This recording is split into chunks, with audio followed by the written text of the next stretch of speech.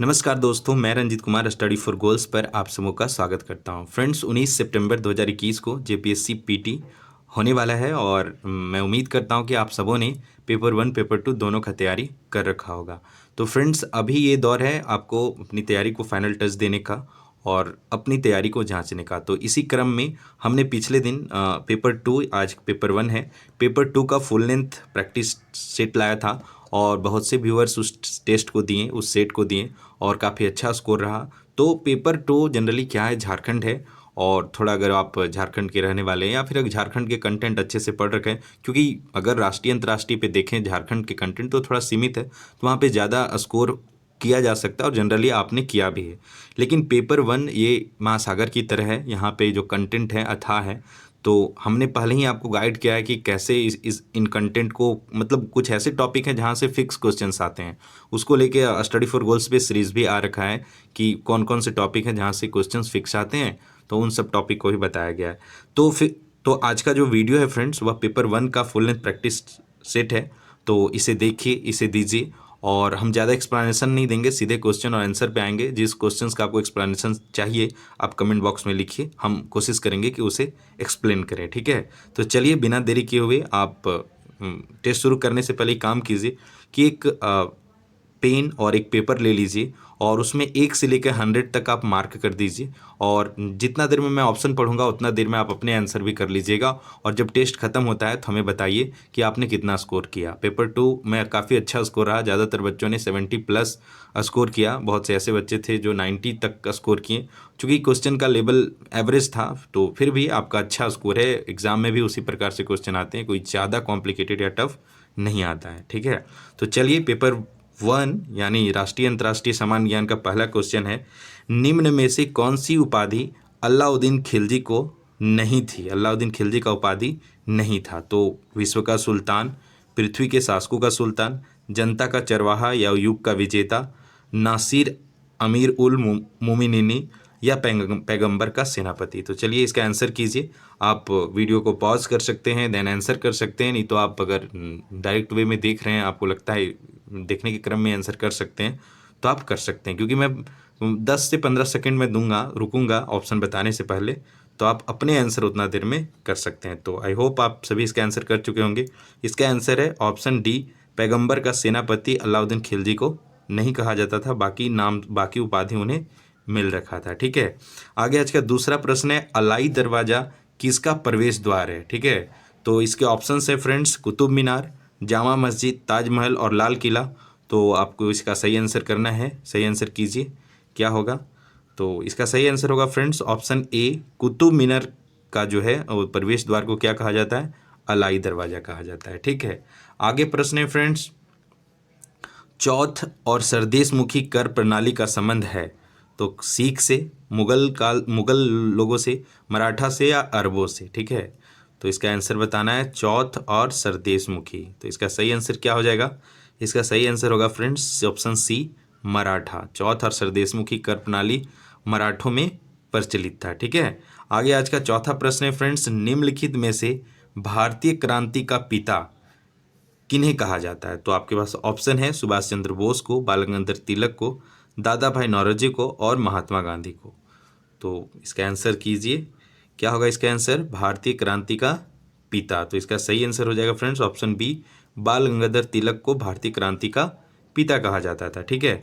आगे आज का पांचवा प्रश्न है फ्रेंड्स, इनमें से कौन गजनवी साम्राज्य का संस्थापक था? तो आपके पास ऑप्शन है, मोहम्मद गजनी, अल्प गजनी, अल्पतिगीन नाम हो, एक्चुअली करेक्शन कर लीजिएगा, अल्पतिगीन था, और सी मोहम्मद गौरी, और चौथा है सुबुक्तगीन। तो इसका सही आंसर क्या हो जाएगा फ्रेंड्स, बताइए, अच्छा क्वेश्चन है। तो इसका सही आंसर हो जाएगा ऑप्शन बी, अल्पतिगीन। देखिए, सुबुक्तगीन में कंफ्यूज मत होइएगा, बाद में अल्पतगीन जो थे वो ये शासक थे, इनका देहांत हो गया, तो सुबुक्तगीन यहाँ के जो गजनी साम्राज्य के शासक बने थे। तो आप इसमें कंफ्यूज नहीं होना है, इसका आंसर क्या हो जाएगा? बी हो जाएगा, ठीक है। आगे आज का छठा प्रश्न है फ्रेंड्स, लॉर्ड डलहौजी की विलय नीति का दूसरा शिकार निम्न में से कौन सा राज्य हुआ था? तो ऑप्शन है, सतारा, झांसी, नागपुर और जैतपुर। तो इसका सही आंसर क्या होगा? तो इसका सही आंसर है फ्रेंड्स, आंसर कीजिए। सही आंसर है ऑप्शन डी, जैतपुर। ठीक है, आगे आज का 7वां प्रश्न है, भारत में सहायक संधि की शुरुआत किस ब्रिटिश गवर्नर के समय शुरू की गई? ठीक है, भारत में सहायक संधि की शुरुआत किस ब्रिटिश गवर्नर के समय में शुरुआत की गई? तो ऑप्शन है Lord William Bentinck, Lord Dalhousie, Lord Cornwallis और लॉर्ड वेलजली। तो इसका सही आंसर क्या है?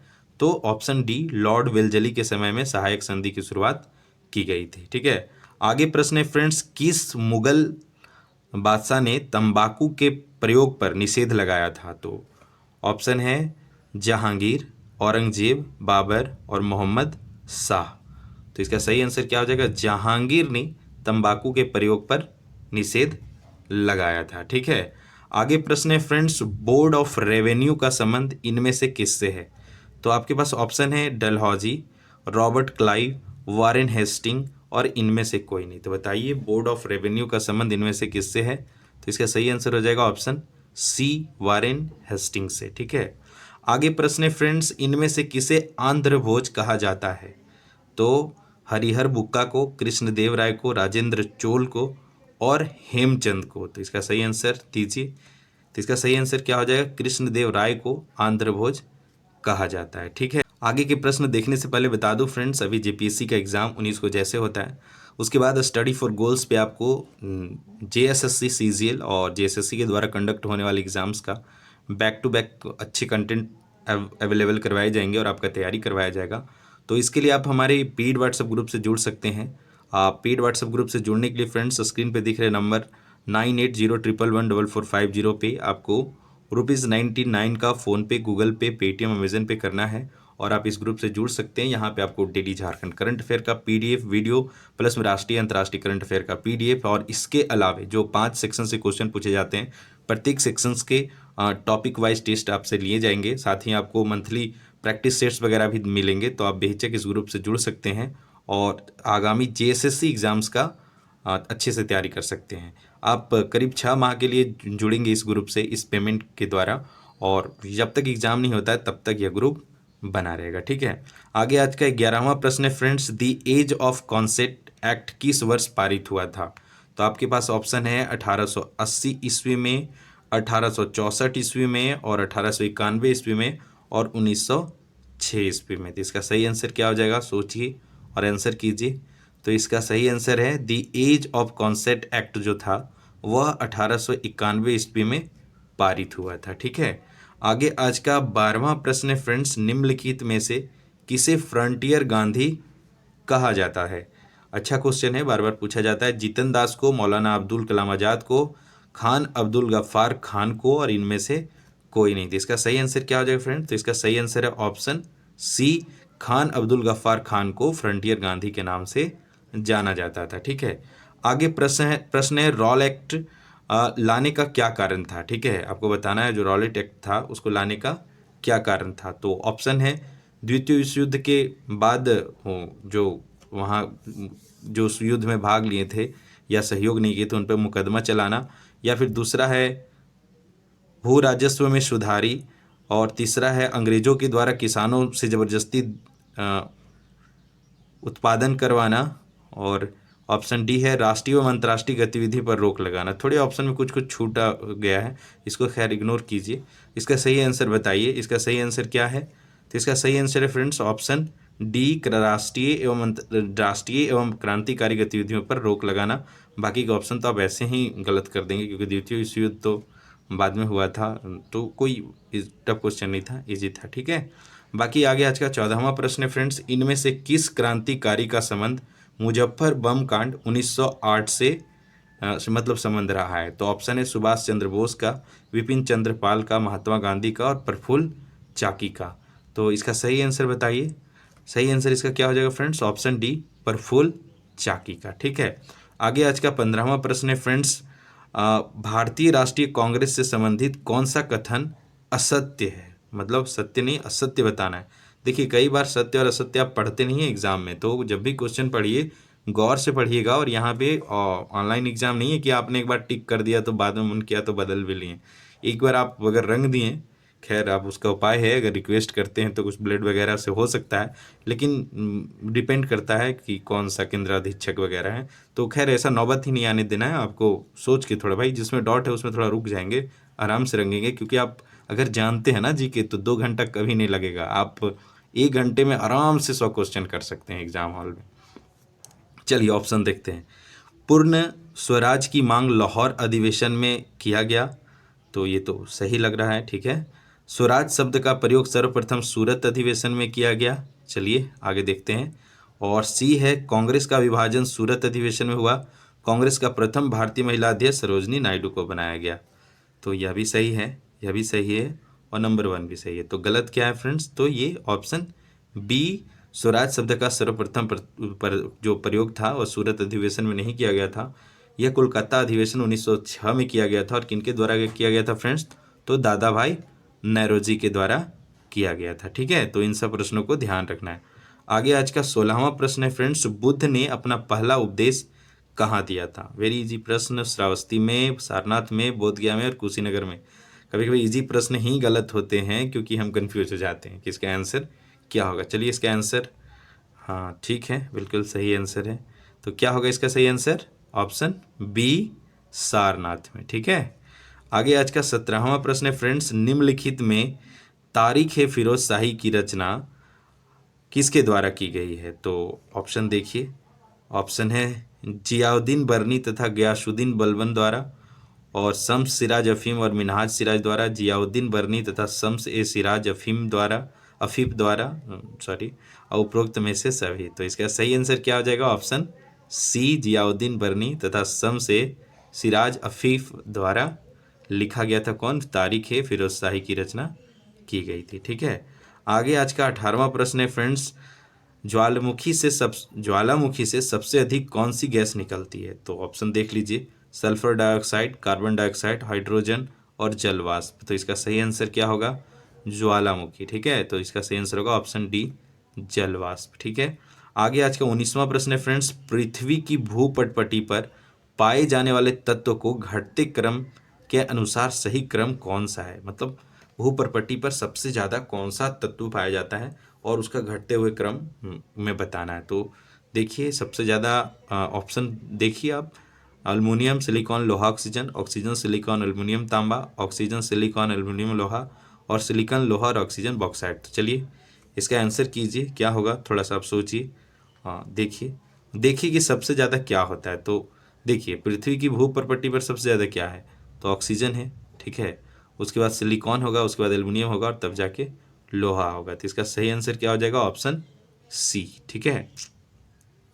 आगे आज का 20वां प्रश्न है फ्रेंड्स, निम्नलिखित में कौन सा सही सुमेलित नहीं है। फिर से देखिए, नहीं पूछा है नहीं, ठीक है। तो देखिए हीरा कहाँ, खान इसका क्या होता है, पन्ना का, लोहा कुदरेमुख, तांबा खेतड़ी, कोयला कर्णपूरा और सोना गुरुमही सानी, ठीक है। चलिए इसका आंसर दीजिए, कौन सा सुमेलित नहीं है, ठीक है। तो इसका सही आंसर क्या होगा, इसका सही आंसर है सोना गुरुमही सानी। तो बताइए इसका सही आंसर क्या है, कमेंट बॉक्स में लिखिए, थोड़ा कॉम्प्लिकेटेड क्वेश्चन है, ठीक है। आगे आज का 21वां प्रश्न है फ्रेंड्स, धरातल पर तापमान सभी स्थान पर एक समान नहीं रहता है, इसका स्थानीय विवरण किन कारकों से प्रवाहित होता है, ठीक है। तो भला भूमध्य रेखा की दूरी से, समुद्र तल से ऊंचाई से, ढाल की प्रकृति से, और स्थल व जल पवने से, उपरोक्त में से कोई नहीं और एक से अधिक। तो मुझे तो लगता है सारे हैं। देखिए बाकी आप बताइए इसका कौन सा ऑप्शन सही है। तो फ्रेंड्स इसका सही आंसर हो जाएगा ऑप्शन ई ही, बिल्कुल सही, कि ये उपरोक्त सभी कारक जो है वो प्रवाहित होता है, ठीक है। तो ठीक है, अच्छा है। और इसके अलावा फ्रेंड्स देखिए पेपर 1 के लिए, पेपर 1 और पेपर 2 के लिए, दोनों के लिए मैं एक सेपरेट वीडियो बना रखा हूँ, टोक्यो ओलंपिक 2021 में झारखंड के खिलाड़ी, जिसमें मैं जनरली शॉर्ट में टोक्यो ओलंपिक के बारे में और ओलंपिक के इतिहास के बारे में भी बता रखा हूँ। और उम्मीद है फ्रेंड्स कि यहाँ से एक न एक प्रश्न एग्जाम में पूछा जाएगा, क्योंकि टोक्यो ओलंपिक काफ़ी मतलब ये विश्व स्तर की प्रतियोगिता है, तो यहाँ से प्रश्न बनेंगे। तो आप इस वीडियो को ज़रूर देखिए, आप प्लेलिस्ट विजिट करके या फिर हमारे एप्लीकेशन पे जाइए, वहाँ पे वीडियोज़ बाय रंजीत सर में जाइए, वहाँ से भी आप इस वीडियो के देख सकते हैं। आगे आज का 22वां प्रश्न है फ्रेंड्स, संयुक्त राज्य अमेरिका की वृहद झीलों का पश्चिम से पूरब की ओर सही क्रम क्या है? जरा रुकिए और इसको अच्छे से देखिए, ध्यान रखिए, पश्चिम से पूरब की ओर, ठीक है, पश्चिम से पूरब की ओर सही क्रम क्या है? तो देखिए, पॉज करके देख सकते हैं कौन सा जो है झील है, तो उसका सही क्रम बताइए। ए ऑप्शन देखिए, Erie, Michigan, Huron, Ontario, Superior, और बी ऑप्शन है Superior, Michigan, Huron, Erie, Ontario, Huron, Michigan, Superior, Ontario, Ontario, Ontario, Erie, Huron, Michigan, Superior. तो चलिए मैं इसका आंसर बता देता हूँ। इसका आंसर है फ्रेंड्स, सबसे पश्चिम में सुपरियर, उसके बाद है मिशिगन, उसके बाद हुरान है, उसके बाद ईरी है, उसके बाद ओंटारियो है। तो इस तरह के प्रश्न रुकना है, जो क्वेश्चन आपको टफ लगता है उसको आप एग्जाम में सर्कल कर दीजिए, और जो आसान है उसे पहले कर लीजिए, और लास्ट में उस पर गौर से सोचिए। अगर आप एक दो का भी लोकेशन जानते हैं तो उसका सही आंसर कर पाएंगे। आगे आज का 23वां प्रश्न है फ्रेंड्स, सूची 1 को सूची 2 से सुमेलित कीजिए और सूचियों के नीचे दिए गए कूट का प्रयोग करके सही उत्तर का चयन कीजिए। ठीक है, तो आपको इसका आंसर देना है। तो देखिए, अच्छा प्रश्न है। नदी, देखिए सूची 1 में दिया है नदियाँ, नदियाँ और उनकी सहायक। तो देखिए ऑप्शन है, चलिए मैं इसको थोड़ा छोटा कर देता हूँ ताकि आप एक साथ सूची भी देख पाएँ और यह भी देख पाएँ। ठीक है, चलिए नदियाँ उसके सहायक, तो बताइए गंगा की सहायक नदी कौन है? चलिए मैं बता देता हूँ। एक साइड है गंगा, ब्रह्मपुत्र, गोदावरी, यमुना, दूसरे साइड है चंबल नदी, इंद्रावती नदी और तीस्ता नदी और गंडक नदी। तो बताइए, ऑप्शन है यहाँ पे, देखिए ऑप्शन, स्क्रीन को रोकिए और देखिए। थोड़ा सा समय लेता है इस टाइप के प्रश्न, लेकिन हाँ, अगर आप एक भी जानते हैं कि अगर आपको पता है कि गंगा का सहायक नदी कौन है, तो एक दो जानने से ही आप आंसर कर पाएंगे। तो चलिए देखते हैं, जो गंगा की सहायक नदी है वह कौन है? गंडक नदी। तो देखते हैं ए का 4 कहाँ है, तो देखिए 2 जगह दिख रहा है ए का 4। ठीक है, तब क्या करेंगे, तब इसको देखेंगे। दूसरा, ब्रह्मपुत्र का सहायक नदी कौन है? तो ब्रह्मपुत्र का सहायक नदी कौन होगा? तीस्ता नदी है। ठीक है, तो 2 का 3 कहाँ दिख रहा है? तो ऑप्शन इसमें। तो इस प्रकार से आप सही कर सकते हैं। इसका ऑप्शन क्या हो जाएगा? डी सही हो जाएगा, यानी, और फिर 3 का 2, यानी गोदावरी का सहायक नदी इंद्रावती नदी है और यमुना का सहायक नदी चंबल नदी है। ठीक है, अच्छा प्रश्न था। इस टाइप के प्रश्न पूछे जाते हैं तो आप थोड़ा समय दिया कीजिए और देन आंसर किया कीजिए। ठीक है, आगे आज का 24वां प्रश्न है फ्रेंड्स, भारत में किन क्षेत्रों को होप स्पॉट्स के रूप में चिन्हित किया गया है? ठीक है, होप स्पॉट्स के रूप में चिन्हित किया गया है। तो आपके पास ऑप्शन देखिए कौन कौन सा है। पाक जल संधि, लक्षद्वीप, अंडमान एवं निकोबार द्वीप समूह, ए और बी दोनों, और क्या है, बी और सी दोनों। तो लक्षद्वीप और अंडमान एवं निकोबार द्वीप समूह, क्या यह सही आंसर है? बताइए कौन सा ऑप्शन सही है।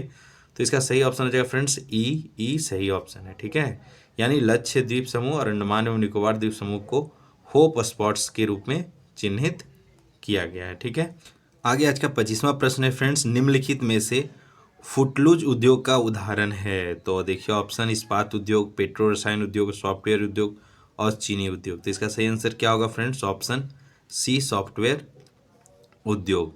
आगे आज का 26वां प्रश्न है फ्रेंड्स, कि अधोलिखित में से कौन सा जोड़ा सही नहीं है? ठीक है, 26वां प्रश्न है। देखिए एक साइड जनजाति दिया गया है, दूसरे साइड संबंधित। तो बताना है मुंडा जनजाति झारखंड से, भील जनजाति राजस्थान से, थारू जनजाति सिक्किम से और बकरवाल जनजाति जम्मू कश्मीर से। तो आपको बताना है इनमें से कौन सा ऑप्शन गलत, मतलब सही जोड़ा नहीं है। ठीक है, ध्यान रखिए। तो चलिए देखते हैं, इजी है। मुंडा जनजाति तो झारखंड से है, भील राजस्थान से है, और थारू जनजाति जो है फ्रेंड्स, यह नेपाल और भारत का जो पहाड़ी क्षेत्र है जो सटा हुआ है, जनरली ये वहाँ पाए जाते हैं, मतलब उत्तराखंड, यूपी, बिहार वाला क्षेत्र में थारू जनजाति पाई जाती है। तो इसका सही आंसर क्या हो जाएगा? सी, यानी कि माने यहाँ पे ये जो सिक्किम है उसके जगह पे अगर उत्तर प्रदेश होता, बिहार होता, या फिर नेपाल भारत के कुछ क्षेत्र होते, तो यह जाके सही होता। ठीक है, आगे आज का 27वां प्रश्न है, बास्फोरस जल संधि जोड़ती है? ठीक है, बास्फोरस जल संधि जोड़ती है। तो ऑप्शन देखिए, मोरक्को और स्पेन को, लाल सागर और भूमध्य सागर को, उत्तरी अंडमान और दक्षिणी अंडमान को, काला सागर को मारमारा सागर से। ठीक है, तो इसका सही आंसर क्या हो जाएगा? ऑप्शन डी, काला सागर को मारमरा सागर से जोड़ता है कौन? बास्पोरस जल संधि। देखिए जल संधि वगैरह याद रखिए, ये सब कुछ ऐसे टॉपिक है जहाँ से प्रश्न अक्सर एक न एक दो बनते हैं, जैसे में समितियाँ हो गया, जल संधि हो गया, सैन्य अभ्यास हो गया। तो कुछ खास खास टॉपिक है जहाँ से प्रश्न आते ही आते हैं। तो खूब आपको सागर जैसा पढ़ तो लिए बहुत अच्छी बात है, लेकिन लास्ट समय में ये सब टॉपिक देख के जाइए, यहीं से प्रश्न आएंगे। देखिए एक एक मार्क्स का वैल्यू है। आप झारखंड के 110 प्रश्न होंगे वहाँ तो आप खूब स्कोर कर लेंगे, पर ये जो 90 प्रश्न है ना, यही तय करेगा आपका सिलेक्शन होना और ना होना। 28वां प्रश्न है, सूची 1 को सूची 2 से सुमेलित कीजिए। नीचे दिए गए कूट के आधार पर सही उत्तर का चयन करना है। ठीक है, फिर से इस तरह का प्रश्न आया। मैं स्क्रीन को छोटा करता हूं ताकि आप दोनों एक साथ देख पाएं। तो देखिए आपके पास ऑप्शन भी है, कूट भी है, और आपके पास राष्ट्रीय उद्यान और राज्य भी है।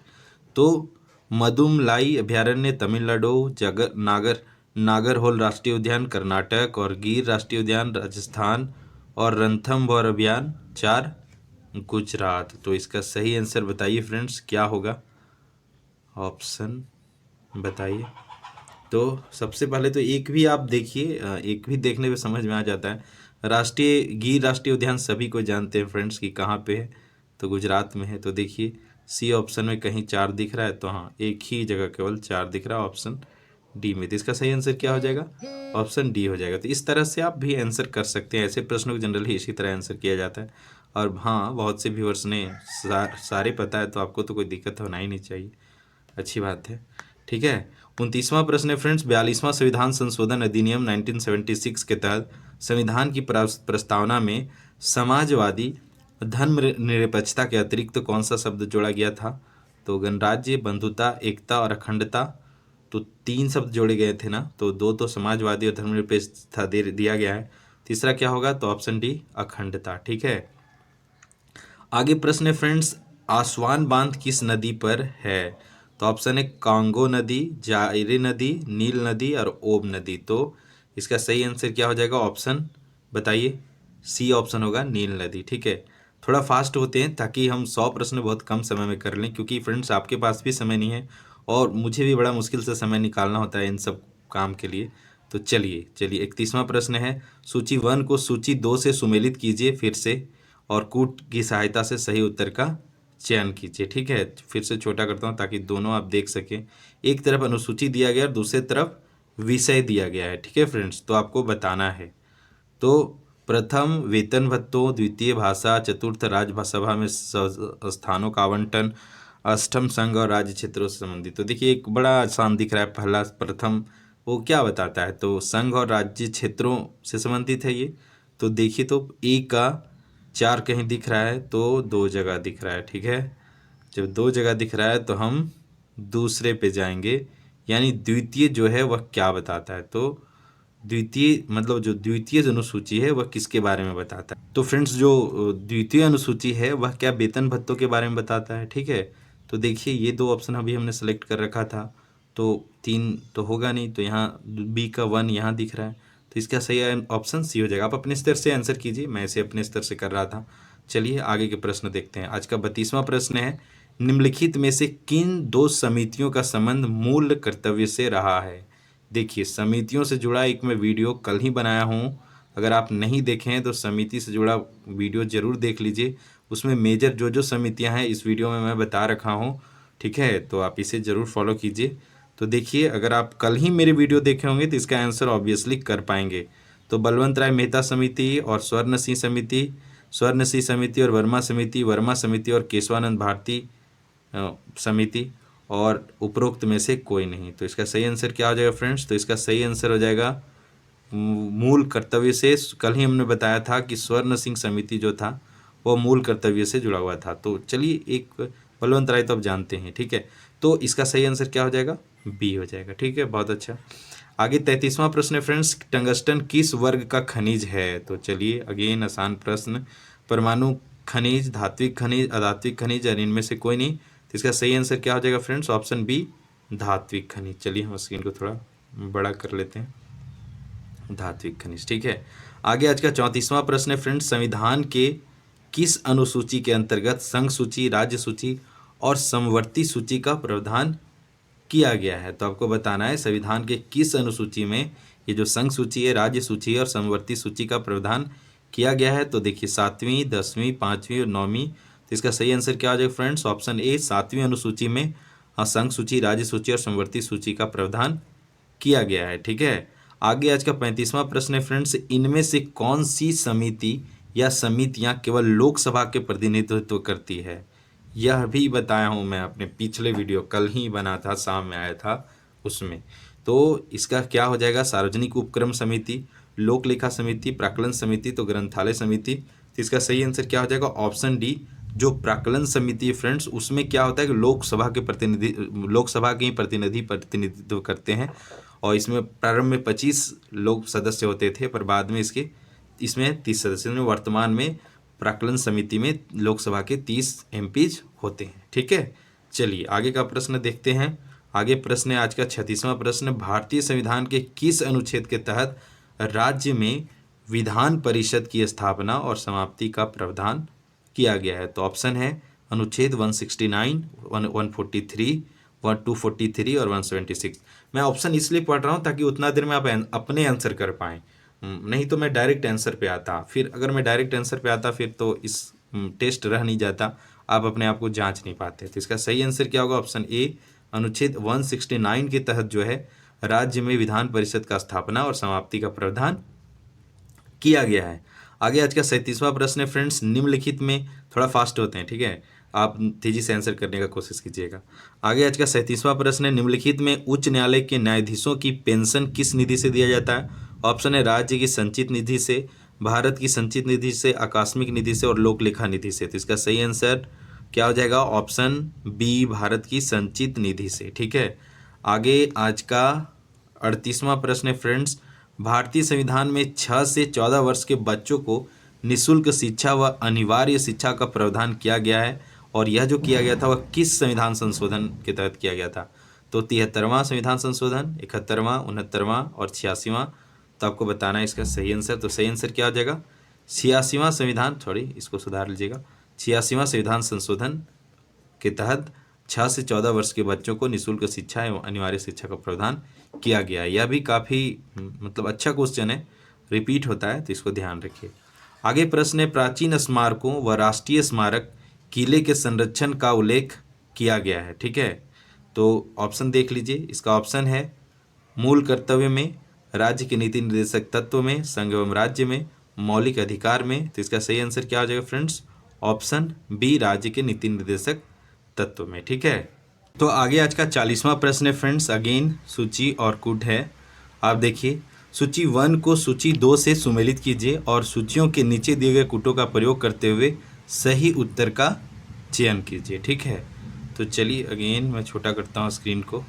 देखिए, आप देख लीजिए, जो वोहरा समिति था फ्रेंड्स, अपराध और राजनीति के बीच गठजोड़ से जुड़ा हुआ था, और दिनेश गोस्वामी समिति था वह अवैध मतदान से संबंधित याचिका, ऑप्शन दे रखा है। तारकुंडे समिति चुनाव सुधार, और इंद्रजीत गुप्ता सरकार द्वारा चुनाव खर्च वहन करना। चलिए प्रश्न देखते हैं, सही उत्तर का चयन कीजिए। तो देखिए यहाँ पे क्या है, ऑप्शन कोड देख लीजिए आप, थोड़ा सा मैं दिखा देता हूँ इसको। आप PDF मिल जाएगा इसका, आप व्हाट्सएप ग्रुप से जुड़िए, वहाँ पे मैं PDF आप मांग सकते हैं, मैं PDF भेज दूँगा। ठीक है, बहुत छोटा हो जाएगा। चलिए तो बताइए, एक भी मिला लीजिए तो उसका सही आंसर आपको निकल जाएगा। ठीक है, तो हमको ये लगता है सारे सही ही हैं। देखिए वोहरा सही है, ऑप्शन इसका सी सही होगा। देखिए क्वेश्चन आप स्किप कर लीजिएगा और समझ लीजिएगा। ऑप्शन सी 1 2 3 4, यानी यह पहले से सही क्रम में क्या है, अरेंज है। ठीक है, मतलब देख लीजिए, एक बार रिवीजन भी हो जाएगा आपका। वोहरा समिति का संबंध किससे था? तो अपराध और राजनीतिक के बीच गठजोड़। दिनेश गोस्वामी से अवैध मतदान की संबंधित याचिका। तारकुंडे समिति चुनाव सुधार, ठीक है, हम पिछले ही वीडियो में बनाए। और इंद्रजीत गुप्ता समिति का समय सरकार द्वारा चुनाव खर्च वहन करना, ये सब था। तो ठीक है, चलिए आगे के प्रश्न पे जाते हैं।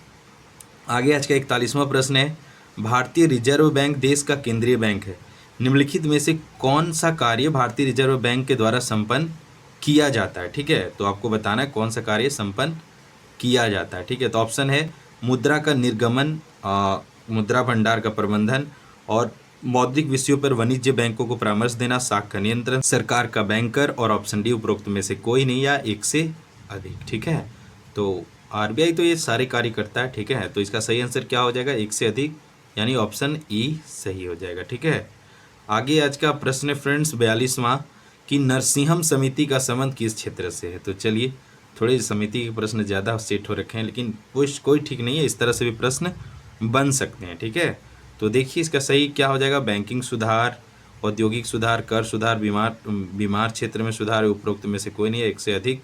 तो इसका सही आंसर आप सबों को पता है फ्रेंड्स कि बैंकिंग सुधार से नरसिंहम समिति का संबंध था।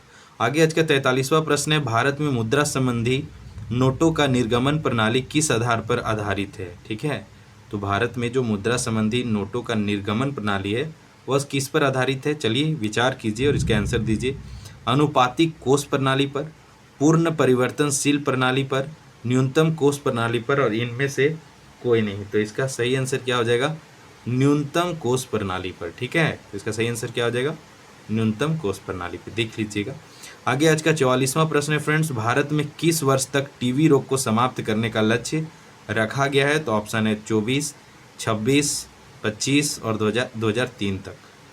चलिए ये तो ऑप्शन इसका क्या हो जाएगा, सी ऑप्शन सही हो जाएगा, 2025 तक। आगे आज का 45वां प्रश्न है, वैश्विक वित्तीय स्थिरता रिपोर्ट किसके द्वारा तैयार की जाती है। वैश्विक वित्तीय स्थिरता रिपोर्ट यूरोपीय केंद्रीय बैंक द्वारा, वर्ल्ड ट्रेड ऑर्गेनाइजेशन द्वारा, अंतर्राष्ट्रीय मुद्रा कोष द्वारा, और उपरोक्त सभी। तो इसका सही आंसर क्या हो जाएगा फ्रेंड्स, इसका सही आंसर हो जाएगा अंतर्राष्ट्रीय मुद्रा कोष जो है वैश्विक वित्तीय स्थिरता रिपोर्ट जारी करती है। ठीक है, आगे फ्रेंड्स प्रश्न है कि मुद्रास्फीति के समय बताइए कंडीशन, स्क्रीन को रोक के पढ़िए और उसके बाद आंसर बताइए। तो देखिए मैं पढ़ देता हूँ, मुद्रा का मूल्य बढ़ता है तथा वस्तुओं के मूल्य भी बढ़ते हैं, मुद्रा का मूल्य गिरता है तथा वस्तुओं के मूल्य बढ़ते हैं, मुद्रा का मूल्य गिरता है तथा वस्तुओं के मूल्य भी गिरते हैं। तो मुद्रा का भी मूल्य गिरता है और वस्तुओं के भी मूल्य गिरते हैं, और सी उपरोक्त इनमें से कोई नहीं। तो इसका सही आंसर क्या होगा, बी होगा। आपने ये तो बार बार रिपीट होने वाला क्वेश्चन है। ठीक है, आगे आज का 47वां प्रश्न है, सतत विकास रिपोर्ट 2020 के अनुसार भारत कौन सी रैंक पर रहा है। तो इसका सही आंसर बताइए, सतत विकास रिपोर्ट 2020 के अनुसार भारत कौन सी रैंक पर रहा है। तो 134, 132, 117 और 120। तो इसका सही आंसर है ऑप्शन सी, यानी 117 नंबर पर रहा है। ठीक है, आगे आज का 48वां प्रश्न है, एशियाई विकास बैंक का मुख्यालय कहाँ है फ्रेंड्स, बताइए। Easy question again, Geneva, Manila, Japan, America. तो इसका सही आंसर क्या हो जाएगा, ऑप्शन बी, मनीला। ठीक है, आगे आज का 49वां प्रश्न है, वित्त वर्ष 2021-22 के लिए जारी मौद्रिक नीति के संदर्भ में कौन सा कथन सत्य है। तो बैंक दर 4.25, रिवर्स रेपो दर 3.35, रेपो रेट 4% और उपरोक्त में से सभी। तो इसका सही आंसर क्या हो जाएगा, ऑप्शन डी, उपरोक्त में से सभी। आगे आज का 50वां प्रश्न है, एशियाई विकास आउटलुक 2021 रिपोर्ट किस संगठन के द्वारा प्रकाशित की गई। तो ऑप्शन है विश्व बैंक, एशियाई विकास बैंक, भारतीय रिजर्व बैंक और एशियन अवसंरचना निवेश बैंक। तो इसका सही आंसर क्या हो जाएगा, तो इसका सही आंसर हो जाएगा एक एशियाई विकास बैंक के द्वारा, यानी ऑप्शन बी। आगे आज का 50वां प्रश्न है, प्रोजेक्ट टाइगर यानी बाघ बचाओ परियोजना की शुरुआत कब किया गया था। ठीक है, ऑप्शन है 1980, 1970, 1973 और 1975। तो इसका सही आंसर क्या हो जाएगा, ऑप्शन सी, 1973 में था प्रोजेक्ट टाइगर बाघ बचाओ परियोजना की शुरुआत की गई थी। आगे 52वां प्रश्न देखने से पहले बता दूं, ये कुछ टेस्ट थे जो हमारे पेड व्हाट्सएप ग्रुप में आए थे। और आगे आज का 52वां प्रश्न है फ्रेंड्स कि निम्नलिखित विकल्पों पर विचार कीजिए। ठीक है, तो देख लीजिए क्या क्या है, टुंड्रा, समुद्र, रेगिस्तान और नदियाँ। अब आपको बताना है कि निम्न में से कौन सा विकल्प प्राकृतिक परिस्थितिकी तंत्र का उदाहरण है। ठीक है, तो बताइए पारिस्थितिकी तंत्र का उदाहरण, जो प्राकृतिक पारिस्थितिकी तंत्र होता है उसका उदाहरण कौन सा है। टुंड्रा है, समुद्र है, रेगिस्तान है या नदियां हैं। तो देख लीजिए ऑप्शन क और ख उपरोक्त में से सभी। तो इसका सही आंसर क्या होगा, ऑप्शन डी, उपरोक्त में से सभी। आगे आज का 53 नंबर का क्वेश्चन है, भारत राष्ट्रीय हरित अधिनियम नेशनल ग्रीन ट्रिब्यूनल भारत में स्थापित किया गया था? कब स्थापित किया गया था? आपके पास ईयर है 2021, 2010, 2011 और 2012। तो इसका सही आंसर 2011 हो जाएगा। ठीक है, 54 है। अगेन सूची 1 और सूची 2 में सुमेलित कीजिए। चलिए मैं छोटा कर देता हूँ, आप एक बार देख लीजिए।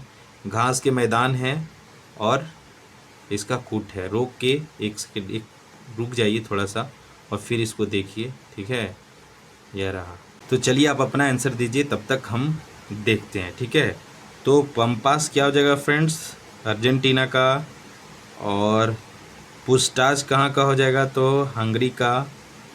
और काम्पास ब्राज़ील का। और लानोस घास कहाँ का हो जाएगा फ्रेंड्स? तो वेनेजुएला का। ठीक है, तो इसका सही आंसर क्या हो जाएगा? Option B. चलिए, ये तो आप अपने स्तर से किए, बाकी हम अगले प्रश्न पे बढ़ते हैं।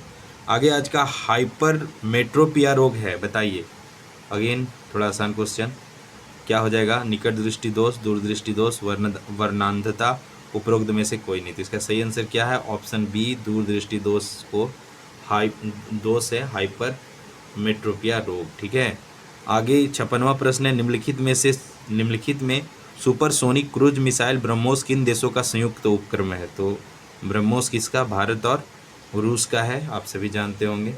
ठीक है, आगे आज का 57 नंबर का प्रश्न है, भारतीय दूरस्थ संवेदन संस्था कहाँ स्थित है? ठीक है, भारतीय दूरस्थ संवेदन संस्था बेंगलुरु, नई दिल्ली, हैदराबाद, देहरादून। आंसर कीजिए।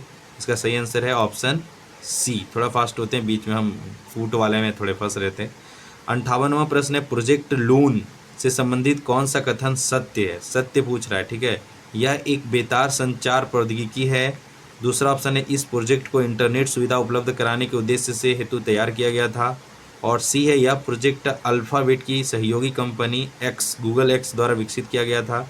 और ऑप्शन डी है, उपरोक्त में से सभी। तो इसका सही आंसर क्या हो जाएगा? उपरोक्त में से सभी। ठीक है, इस तरह के प्रश्न आए और आपको अगर जाना हो वो ऑप्शन एलिमिनेशन में या फिर तुक्का लगाना हो, तो जनरली कोशिश कीजिए कि उपरोक्त में से सभी ही रहता है, लेकिन फिर भी उसका नौबत ही ना आए। क्योंकि नेगेटिव मार्किंग नहीं है, इसलिए मैं ऐसा बता रहा हूँ। 59वां प्रश्न, 1024 गीगाबाइट बराबर होता है? रोकिए और कैलकुलेट कीजिए और इसका आंसर बताइए। ऑप्शन है 1 टेराबाइट्स, 1 मेगाबाइट, 1 किलोबाइट और 1 गीगाबाइट।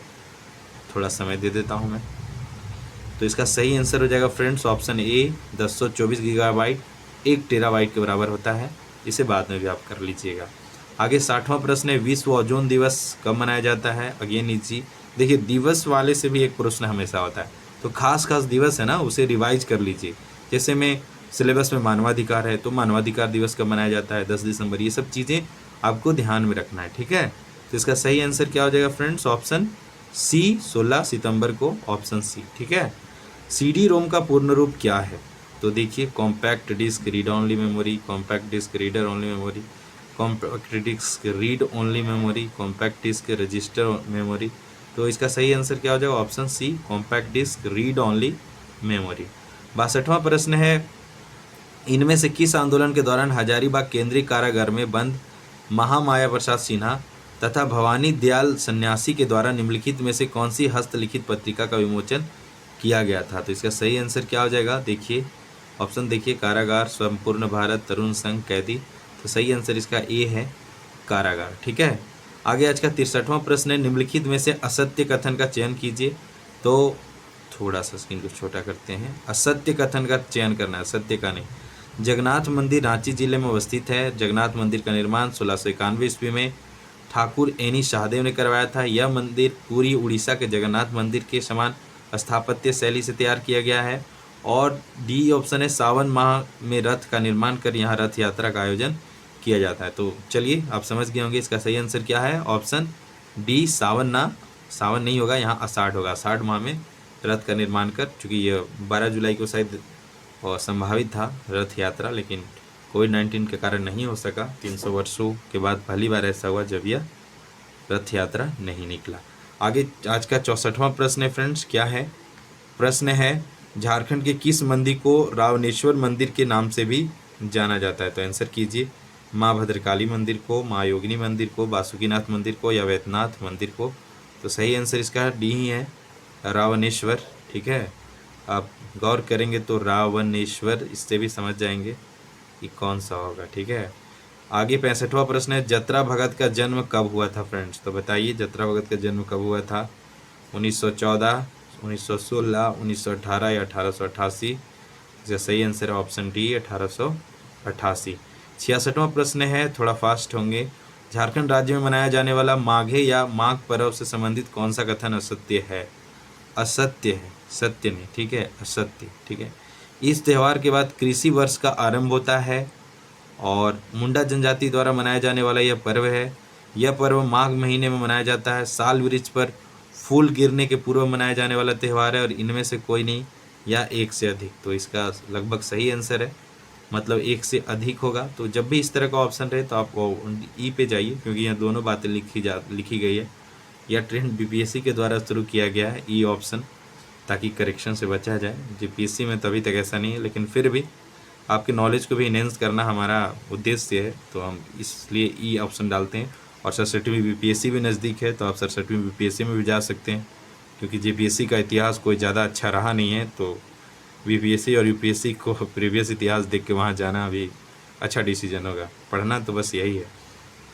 67वां क्वेश्चन है, झारखंड राज्य में जनजातियों द्वारा नृत्य के समय पुरुषों के द्वारा गले में पहनने वाला आभूषण है?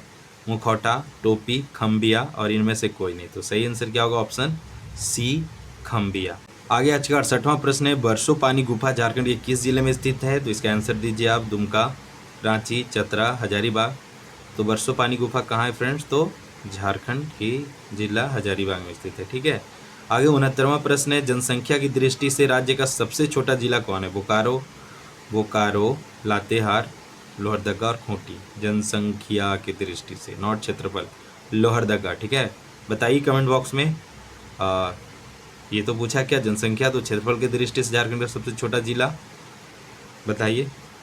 आगे आज का 70वां प्रश्न है, राज्य का तीसरा अंतर्राष्ट्रीय क्रिकेट स्टेडियम किस जिले में बनाया गया? कल ही बताया था यह प्रश्न, तो बताइए। इसका ऑप्शन देखिए, रांची, धनबाद, देवघर, बोकारो। इसका सही आंसर क्या हो जाएगा? ऑप्शन बी, बोकारो में। 71वां प्रश्न देखने से पहले ये कुछ हमारे चैनल पर आए वीडियोज है। सलीमा टिट्टे, बहुत अच्छा, इस वीडियो को जैसा सपोर्ट मिला वैसा ही सपोर्ट मिले तो आपके लिए बैक टू बैक वीडियोज़ आएंगे। करीब 38,000 लोग इस वीडियो को देखे हैं, तो सभी व्यूअर्स को धन्यवाद। आप इसी प्रकार हमारे वीडियोस को प्यार दिखाइए, आपके लिए नंबर ऑफ़ वीडियोस बढ़ेंगे। ठीक है, तो आप वीडियो देखने के बाद शेयर भी किया कीजिए भाई, जो अच्छा है उसे सपोर्ट कीजिए। अच्छा लगता है तो शेयर कीजिए, नहीं लगता है तो नहीं शेयर कीजिए। 71वां प्रश्न है फ्रेंड्स, चलिए। होकेरा आर्द्रभूमि भारत में कहाँ अवस्थित है? ठीक है, तो होकेरा आर्द्रभूमि बताइए कहाँ पे अवस्थित है? ऑप्शन है राजस्थान, उत्तर प्रदेश, जम्मू कश्मीर और हिमाचल प्रदेश। तो इसका सही आंसर क्या हो जाएगा friends? Option C, Jammu Kashmir में। ठीक है, आगे 72वां प्रश्न है, ग्लोबल जेंडर गैप इंडेक्स किस वैश्विक संस्था द्वारा जारी की जाती है? तो ऑप्शन है विश्व व्यापार संगठन, विश्व बैंक, विश्व आर्थिक मंच और जर्मन वाच। तो इसका सही आंसर है ऑप्शन सी, विश्व आर्थिक मंच के द्वारा ग्लोबल जेंडर गैप इंडेक्स संस्था द्वारा जारी किया, इसी संस्था द्वारा जारी किया जाता है। 73वां प्रश्न है फ्रेंड्स, हाल ही में जारी विश्व प्रेस स्वतंत्रता सूचकांक 2021 के अनुसार पहला स्थान पर कौन सा देश रहा है? तो पहला स्थान पर नॉर्वे रहा है। बताइए विश्व प्रेस स्वतंत्रता सूचकांक 2021 में भारत कैवें स्थान पे? ठीक है, चलिए थोड़ा समय देता हूँ, आंसर कीजिए आप कमेंट बॉक्स में। 74वां प्रश्न है, वर्ष 2020 का पद्म विभूषण किसे दिया गया है? तो आपके पास है ऑप्शन शिंजो अबे, बीबी लाल, सूर्यदर्शन साहू, उपरोक्त में से सभी। यह भी संभावित प्रश्न है, पूछा जा सकता है। इसका सही आंसर है ऑप्शन डी, शिंजो अबे को भी मिला है, बीबी लाल को भी मिला है, सूर्यदर्शन साहू को भी मिला है। 75वां प्रश्न है, G20 शिखर सम्मेलन 18वां 2023 में कहाँ आयोजन किया जाएगा? ऑप्शन है इटली, ब्राज़ील, भारत, इंडोनेशिया। तो इसका सही आंसर बताइए क्या हो जाएगा? तो सी, अपने देश भारत में आयोजित किया जाएगा। ऑपरेशन सर्द हवा क्या है? अच्छा क्वेश्चन है। उड़ीसा राज्य के ओलियर कछुए को बचाने के लिए, पर्यावरण संरक्षण के लिए, कुहासे में घुसपैठ की घटनाओं की रोकथाम के लिए और उपरोक्त में से कोई नहीं। तो इसका सही आंसर क्या हो जाएगा? ऑप्शन सी, जी हाँ, कुहासे में घुसपैठ की घटनाओं की रोकथाम के लिए ऑपरेशन सर्द हवा चलाया गया है। आगे आज का 77वां प्रश्न है, शक्ति पोर्टल का उद्देश्य आदिवासी प्रवासी श्रमिकों से संबंधित डाटा को जुटाना उनकी कल्याणकारी योजनाओं से जोड़ने के लिए इस पोर्टल की शुरुआत की गई। यह किस मंत्रालय द्वारा जारी किया गया है? रेल मंत्रालय, जल शक्ति मंत्रालय, रक्षा मंत्रालय, जनजातीय मंत्रालय। इजी है, ऑप्शन डी इसका सही होगा। 78वां प्रश्न है, IMF ने वित्त वर्ष 2020-21 के लिए भारत की अर्थव्यवस्था का विकास दर कितने प्रतिशत रहने का अनुमान लगाया है? तो ऑप्शन है 7.5%, 12.5%, 11% और 8.5%। इसका सही आंसर बताइए क्या होगा कमेंट बॉक्स में। तो ऑप्शन बी 12.5%। आगे 79वां प्रश्न है, इनमें से किस संगठन ने श्वास नामक ऑक्सीजन कॉन्सन्ट्रेटर विकसित किया है? तो आपके पास ऑप्शन है DRDO, इसरो, नासा और इनमें से कोई नहीं। तो सही आंसर होगा इसरो के द्वारा श्वास नामक ऑक्सीजन कॉन्सन्ट्रेटर विकसित किया गया है। 80वां प्रश्न है, तियानवेन-1 मंगल ग्रह की कक्षा में भेजा गया अंतरिक्ष यान यह किस देश का अंतरिक्ष यान है? तो इसका सही आंसर बताइए। अच्छा प्रश्न है, पाकिस्तान, रूस, अमेरिका, चीन। तो इसका सही आंसर होगा चीन का यह अंतरिक्ष यान था। हेयांग 2D क्या है आपको बताना है। ऑप्शन है सुपर कंप्यूटर, उपग्रह, प्रक्षेपण यान या उपरोक्त में से कोई नहीं। तो इसका सही आंसर क्या होगा? यह एक उपग्रह था। ठीक है, हेयांग 2D यह एक उपग्रह है, यह सुपर कंप्यूटर नहीं है। 82 नंबर का है, अभी विश्व व्यापार संगठन WTO का 164वां सदस्य के रूप में शामिल होने वाला देश बना है। तो ब्राज़ील, वियतनाम, दक्षिण सूडान और अफगानिस्तान। तो इसका सही आंसर है फ्रेंड्स अफगानिस्तान। ठीक है। 83 नंबर का प्रश्न है, वर्ष 2020 में साहित्य में नोबेल पुरस्कार विजेता रहे हैं। देखिए एक प्रश्न तो नोबेल से आएगा, तो 2 मिनट समय निकाल के आप बुक से या फिर वीडियो जा रहा है हमारा, वहाँ से आप देख लीजिएगा, आपका एक प्रश्न कन्फर्म हो जाएगा। ठीक है। तो ऑप्शन है इमैनुअल चापियर, रोजर पेनरोज, लुइक गलुक और माइकल हक्टन। तो इसका सही आंसर क्या है? ऑप्शन सी लुइक गलुक को वर्ष 2020 में साहित्य का नोबेल पुरस्कार दिया गया है। ठीक है, किस पुस्तक वगैरह के लिए वो देख लीजिएगा एक बार। 84 नंबर है, GSAT 30 का सफल परीक्षण किसके द्वारा किया गया? ऑप्शन है Ariane 5 VA 251 PSLV C45, Ariane 45 PSLV 44। तो इसका सही आंसर है फ्रेंड्स ऑप्शन ए। ठीक है।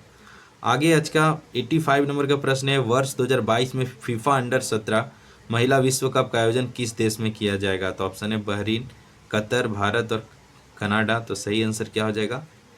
कतर में। आगे 86 नंबर का प्रश्न है, राष्ट्रीय मानवाधिकार आयोग के 8वें अध्यक्ष के रूप में किन्हें चुना गया है? तो आप बताइए।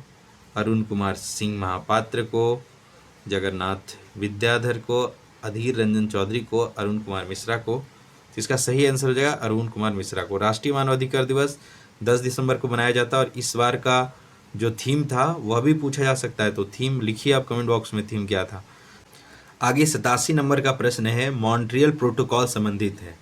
तो आपको बताना है मॉन्ट्रियल प्रोटोकॉल संबंधित है जैव विविधता से, ओजोन परत से, दुर्लभ प्रजाति से, उपरोक्त में से कोई नहीं। तो सही आंसर है इसका ओजोन परत से। 88 नंबर प्रश्न है, निम्नलिखित में भारत का पहला जैव मंडल आरक्षित क्षेत्र है? तो सुंदरवन, नीलगिरी, मन्नार की खाड़ी और कंचनजंगा। तो सही आंसर क्या होगा? Option B Nilgiri. आगे आज का 89वां प्रश्न है, वर्ष 2011 के जनगणना के अनुसार निम्नलिखित राज्यों को उनके नगरीकरण के अवरोही क्रम, मतलब अवरोही क्रम में व्यवस्थित कीजिए तथा नीचे दिए गए कूट से सही उत्तर चुनिए। अवरोही मतलब घटते क्रम, मतलब सबसे ज़्यादा नगरीकरण किस राज्य में हुआ, उसके बाद किस राज्य में, उसके बाद में किस राज्य में। तो इसका देखिए ऑप्शन गुजरात, आंध्र प्रदेश, महाराष्ट्र, उत्तर प्रदेश। तो सोचने पे भी आप सबसे ज़्यादा महाराष्ट्र में हुआ होगा नगरीकरण। और तो कहाँ पे दिख रहा है 3 नंबर सबसे पहले? ऑप्शन बी में। तो एक ही से आप क्लियर कर पाएंगे आंसर। ठीक है। 90 नंबर का प्रश्न है, निम्नलिखित में से कौन सी सुमेलित नहीं है? फिर से आ गया समिति। ठीक है, चलिए आंसर दीजिए इसका।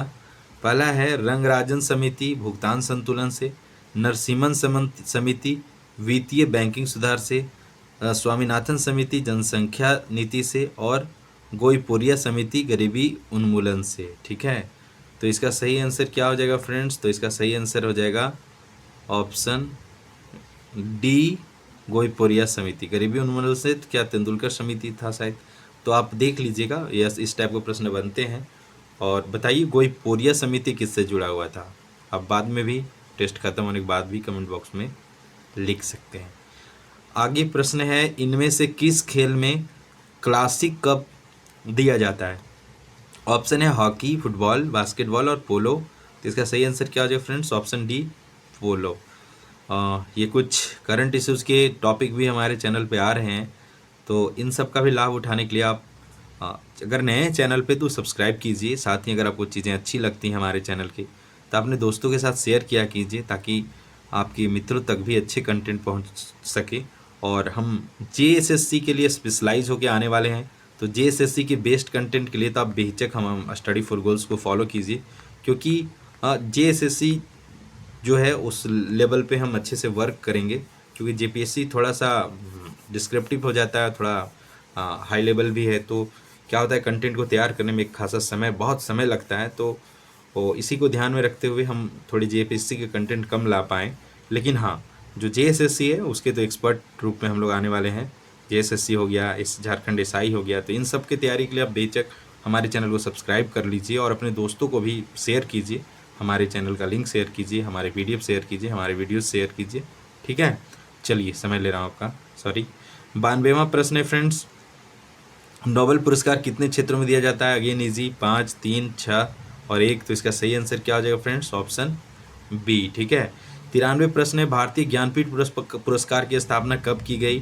तो ऑप्शन देखिए, 1958, 1965, 1980 और 1965। चलिए, दो जगह 1965 दिख रहा है, तो क्या किया जाए। और इसका आंसर भी नहीं, एक जगह 65 है।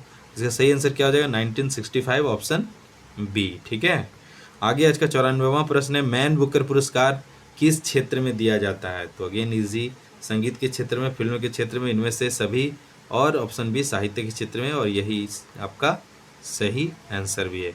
95 प्रश्न है, दक्षेस जो है किस क्षेत्र का प्रतिनिधित्व करता है। तो ऑप्शन है पूर्वी एशिया, पश्चिमी एशिया, दक्षिणी एशिया, मध्य एशिया। तो इसका सही आंसर क्या हो जाएगा, ऑप्शन ऑब्वियसली ऑप्शन सी, दक्षिणी एशिया का। ठीक है, हाँ।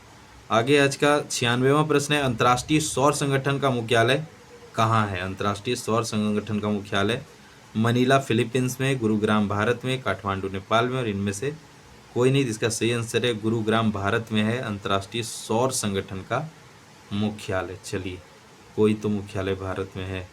ठीक है, आगे 97 नंबर का प्रश्न है, अंतर्राष्ट्रीय गरीबी उन्मूलन दिवस कब मनाया जाता है।